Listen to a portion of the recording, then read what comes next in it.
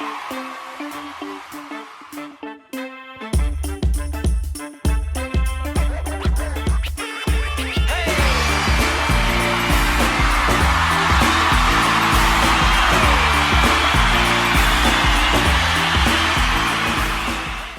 up, ladies and gentlemen? I'm here to give you guys the week's wrap. In this edition, I'll be covering a bunch of stuff that has been happening in the wrestling news from these past couple weeks. Things like the mass release of WWE giving out a lot of NXT talent, 12 people in exact. Also, I'll be covering a huge update on Adam Cole's contract that will be coming to an end soon. And John Cena recently had an interview where he covered, of course, his return to WWE and also the future of the WWE as he sees it. So without further ado, I'm Kevin Jones, the Disciples of Wrestling, and let's hop into it.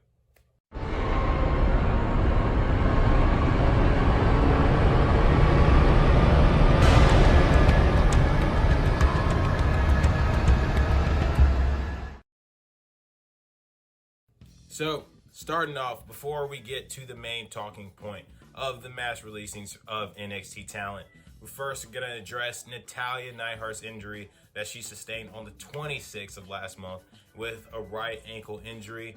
It looked like when she went for a move, Doudrop so happened to land awkwardly on the ankle, causing the match to end up ending early. And of course, for her to be carried by a WWE referee, and Tamina helped all the way to the back in the backstage area. It turned to be very serious as she ended up getting surgery on the 30th, but luckily she ends up having a very speedy recovery as she's already walking on the ankle now, and hopefully she'll be back in the ring very, very soon to be teaming up with her co-tag team champion, Tamina. And now, time for these mass releasings to be addressed. So, this past Friday night, WWE released a dozen of NXT's talent, and these names include Bronson Reed, Bobby Fish, Mercedes Martinez, Jake Atlas, Kona Reeves, Leon Ruff, Tyler Rust, Ari Sterling, Stephon Smith, Zachariah Smith, Asher Hale, and Giant Zangier. Now, these names are very shocking, especially names like Bobby Fish, Mercedes Martinez, Tyler Rust, Leon Ruff, Jake Atlas, and of course Bronson Reed. I mean, these people were in the mix. Bobby Fish was literally in a match with Roderick Strong this past week. Mercedes Martinez was just in a feud for the NXT Women's Championship. Jake Atlas has been very, very instrumental in especially the feuds when it comes to Legado del Fantasma. We've had Tyler Rust. Tyler Rust is a part of the Diamond Mine that literally just debuted. We have Leon Ruff, who has been an inspirational and very, very incorporated talent that's been developed since last year. And these people have just been let go. This is literally the third mass releasing this year from WWE. And of course, their reasoning for this via PW Insider is that it's a budget cut. That actually was from Dave Meltzer. PW Insider said that they're looking to make the talent younger, which is very mind-boggling because you have guys like Tyler Rust and Leon Ruff who are younger guys.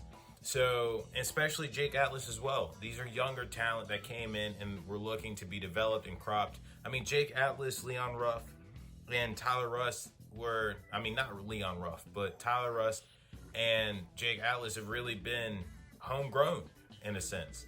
So it's very, very shocking to see this and to find out Triple H himself wasn't even a part of this. This was via Dave Meltzer. The decision process of the people that they ended up letting go came from Vince McMahon, Bruce Pritchard, and John Laurinaitis. So it just shows, of course, how much they don't watch the NXT product to see how gung-ho these superstars are very instrumental into the NXT product. But it's just shocking to see and very distasteful to see that another crop of talent at this big of capacity has been let go once again. This is adding to the names of Bray Wyatt, who was a big name that they just released, and Ric Flair, who was another name that they just released and came to terms with. So I don't know what is next for these wrestlers. I'm definitely excited to see what the next step is for them, but it's another sad weekend from, of course, pro wrestling to see another mass cutting from WWE. So, from a crop of talent that ended up being released to a crop of talent that might end up be piecing out very, very soon. So, this came from Fightful Select that Adam Cole's contract has expired, but had been extended through SummerSlam weekend. And it's looking like WWE have not given this man a new contract at all to sign. And we have no idea if he's piecing out or not, if this is another budget cut that they're looking to make, or if they're looking to keep him as a star and hopefully a megastar in the WWE organization. Now, it's looking like they could be coming to terms as WWE has waived the 90-day non-compete clause for Adam Cole. These are all rumors. But it's looking like Adam Cole is looking to start negotiating with AEW to get their price to compare it to what WWE might want if they decide to end up re-signing Adam Cole. So this will be very interesting to see as, of course, everything unfolds after SummerSlam weekend on what will happen next. Because it's not just looking like Adam Cole is about to have that situation. It's looking like Pete Dunne has a similar situation going on. As, of course, Adam Cole's is looking to be more concrete, but Pete Dunne's is a possible rumor. As it looks like the similar situation happened with Dunne, as his contract ended up being ran out and being extended throughout SummerSlam weekend. So it could be the exit of pretty much the strongholds of NXT from this past year. So I don't know what is in store or what Triple H wants to do, but we will find out very, very soon. Now, this past week, we ended up getting an interview with John Cena, not the Disciples of Wrestling, but someone else ended up sitting down with John Cena. And John had quite a bit to say when it came to his return to WWE and why this was the perfect timing. Of course, John's been making movies and doing his thing in Hollywood. And of course, he talked about the insurance of wrestlers not being able to wrestle while they're in the filmmaking process. So, of course, while that whole thing was going on, he just decided to just film a bunch of movies. And once everything was set in stone to where he could go back, instead of taking the time to just soak in all the stuff that he's done in the movie industry, he decided that it was time to come home to pro wrestling in the WWE and make some stuff happen. But he also talked about, of course, the reception and how shocking it was to see people come back and just be so ecstatic for him to come back. As he talked about, every time he's come out, it's been a very polarized audience, as there's people that are chanting for Cena versus people who are chanting that Cena sucks. And of course, we all heard it at Money in the Bank, the overwhelming joy that everyone had that John Cena was back. Now, John also got asked about, of course, the future of the WWE and the status that he sees it.